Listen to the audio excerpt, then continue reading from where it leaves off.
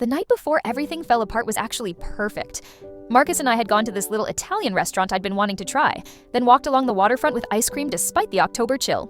He held my hand the whole time, talking about a work trip to Chicago next month and how I should maybe come along for the weekend. His thumb traced circles on my palm in that way that always made me feel like I was the only person in his world. When he suggested going back to his place instead of mine, I was surprised, but excited. For 6 months we'd been dating, and I'd never once been invited to his apartment. He always had excuses. His roommate worked nights and slept during the day. He was embarrassed about the mess. His building was undergoing renovations. It was always my place, which I'd started to find a little weird, but I'd convinced myself not to be that girl who pushed too hard. His apartment was nicer than I expected. A modern 2-bedroom with floor-to-ceiling windows and a view of the park. Definitely pricier than what he'd described. The furniture was expensive looking, a far cry from my IKEA-filled studio. There was a framed family photo on the bookshelf. Marcus with his parents at what looked like a country club, all of them dressed in tennis whites. He seemed a little tense showing me around, quickly ushering me past his roommate's closed door. We opened a bottle of wine and talked late into the night.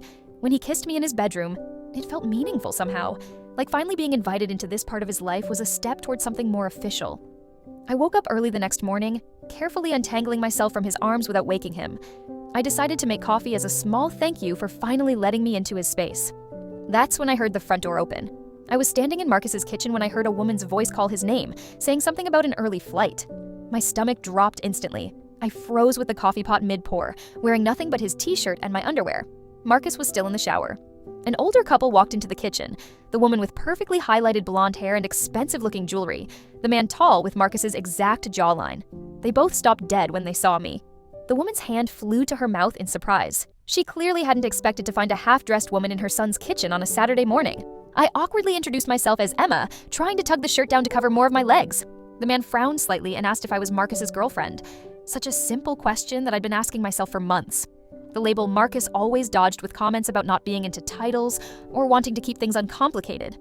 I stammered, not knowing how to answer. What was I supposed to say?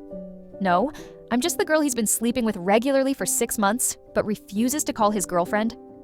Marcus appeared in the hallway wrapped in a towel, looking completely shocked. There was a brief exchange about changed flights and unread text messages. I quickly retreated to get dressed, grabbing my stuff from his bedroom. When I returned, they were speaking in hushed tones that immediately stopped when I appeared.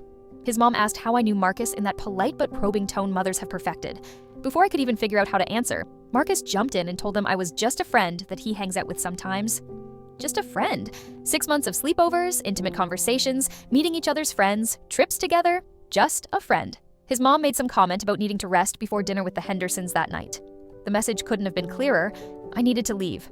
Marcus's dad mentioned something about discussing dinner plans and the importance of Marcus making connections with someone named John Henderson for his career.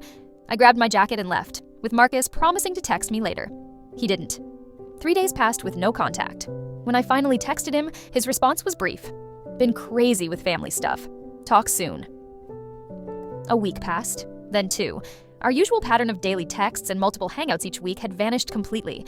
I'd become a ghost in his life, one his parents had inadvertently exorcised by simply showing up. Looking back, the red flags had been waving frantically in my face from the beginning. We'd met at my friend Lisa's birthday party. He was the tall guy by the bar who caught my eye immediately. Well-dressed, great smile, confident without being cocky. The connection was immediate and intense. He asked for my number and texted the very next day to set up a proper date. Our first date turned into an all-night conversation at a bar downtown. He was smart and funny, asked thoughtful questions, and seemed genuinely interested in my answers. We talked about everything from our careers to our shared love of obscure indie films. When he kissed me goodnight, I felt that rare buzz of possibility. Things progressed quickly. We were seeing each other several times a week, texting constantly, sleeping together regularly. He remembered little details about my life, brought me soup when I was sick, knew exactly how to make me laugh when I was stressed about work. But whenever I tried to define what we were doing, he'd deflect with comments about not needing labels or not looking for anything serious because of work. He'd say he liked what we had and didn't want to ruin it with expectations. I'm just not big on titles, he told me once when I directly asked if I was his girlfriend. Can't we just enjoy being together without all that pressure? And like an idiot, I accepted this. Partially because I really liked him, and partially because I told myself I was being cool and modern about relationships. Not clingy or desperate, just going with the flow. There were other warning signs too. I'd never been to his place until that last night, despite asking many times. He rarely posted anything about us on social media, and when he did, it was always group photos where we weren't obviously together. I'd been to his office party, but he introduced me to his boss just as Emma, never my girlfriend Emma. He'd talk about future concerts or events, but never made concrete plans more than a week ahead. When I introduced him to my parents when they visited the city 3 months in, he was charming but skillfully evaded my mom's questions about how serious we were with jokes about taking it day by day. TBH, I knew deep down what was happening. I just didn't want to admit it to myself. After 3 weeks of sparse communication following the parents' incident, I finally called him instead of texting. To my surprise, he answered, claiming he was just thinking about me. When I confronted him about introducing me as just a friend to his parents, he gave me that classic line about things being complicated. I pushed harder, asking what I was to him after 6 months of exclusive dating. That's when the truth finally came out. His parents had certain expectations about who he should be with. They wanted him to end up with someone from a similar background who would fit into their social circle. I'm not from a wealthy family. My parents are teachers. I work for a nonprofit. I wasn't part of the country club set that Marcus had grown up in. The conversation ended with me realizing I'd been good enough to sleep with for 6 months, but not good enough to bring home to his parents. He tried to tell me he cared about me and just needed more time, but couldn't answer when I asked if that time was for him to decide if I was worth standing up to his parents for, or time to find someone they would approve of while keeping me as a backup. I told him I deserved someone who was proud to be with me, not someone who hides me away. He asked to talk in person, claiming he missed me. Part of me wanted to give in, remembering all the good moments between us. But a stronger part remembered standing in his kitchen, feeling like an intruder in his real life. I ended the call and blocked his number before I could change my mind. That night, I cried until my eyes were swollen. My roommate brought me ice cream and listened as I finally admitted all the red flags I'd been ignoring. "You know what makes me feel so stupid?" I told her between spoonfuls of chocolate chip. I kept convincing myself that not having a label was progressive or something, like we were beyond needing to define things. But all along, he was just keeping his options open. "Or keeping you hidden," she pointed out gently. The worst part was realizing I'd spent 6 months thinking if I was just patient enough, cool enough, understanding enough, he'd eventually realize I was worthy of being his girlfriend officially. Like I had to earn the title. My roommate pointed out that someone who really values you doesn't make you audition for a role in their life. Those words hit hard. It's been 2 months now. I'd love to say I'm completely over it, but healing isn't linear. Some days I still check my block list, wondering if he's tried to call. Other days I'm angry at myself for wasting 6 months on someone who couldn't even acknowledge me publicly. I was whatever he needed me to be to keep me in his life without having to fully commit to me being there. Last week, I ran into his friend at a coffee shop. He mentioned awkwardly that Marcus is now officially dating some girl his parents introduced him to, the daughter of one of his dad's colleagues. Apparently, they've already made it Instagram official after just a few weeks of dating. He even changed his profile picture to one of them together at some charity gala. It hurt, but not as much as I expected.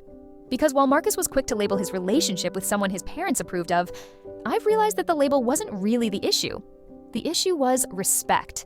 He didn't respect me enough to be honest about his intentions or the limitations of what we could be. I'm dating again now. Nothing serious yet, but I've been upfront from the beginning about what I'm looking for. No more accepting crumbs and pretending they're a feast.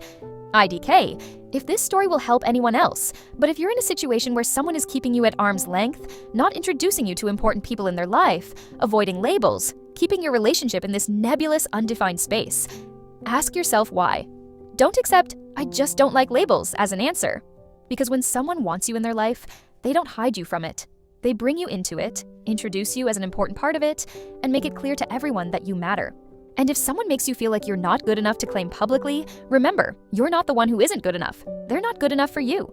I've deleted all our pictures together, thrown away the stupid expensive cologne he left at my place that I used to smell when I missed him, returned the books he lent me to a mutual friend, cut off all the ways I could torture myself with reminders. The only thing I kept was a lesson. Never again will I let someone make me feel like loving me is something to be ashamed of. Wow, this blew up overnight. Thank you for all the supportive comments and awards. To answer some common questions, no, I haven't heard from Marcus since that phone call. He tried texting from a friend's phone once, but I didn't respond. Yes, I've learned that his new girlfriend comes from a wealthy family with connections his parents approve of. To the person who asked if I regret blocking him, absolutely not. Cutting contact completely was the only way I could move forward without getting sucked back in. When someone shows you who they are, believe them the first time.